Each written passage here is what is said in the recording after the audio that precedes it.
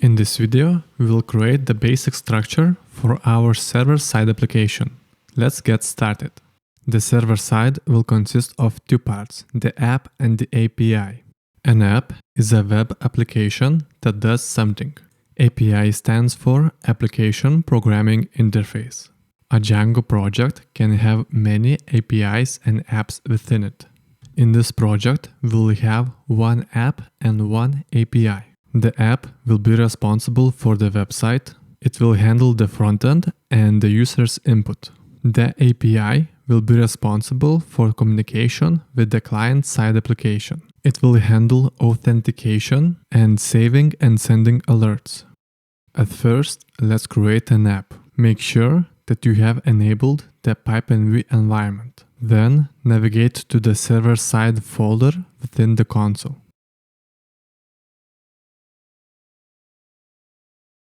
Once you are within the server side, you will need to run this command. It will create a new app called detection. Let's open the server side within a code editor. Here we can see that a new folder called detection was created. Within it, there is migrations folder. It will be used to store migration files. The init file tells Python that this folder is a package. We will use admin.py to register apps models. apps.py is a configurations file for this app. models.py is used to interact with the database. tests.py is used for testing. And views.py will handle the page requests. Now we can create our API. Open the console and type this command. It will create a new app called alertupload_rest.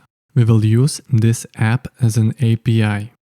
We can remove migrations, admin.py and models.py files as we will not need them in our API.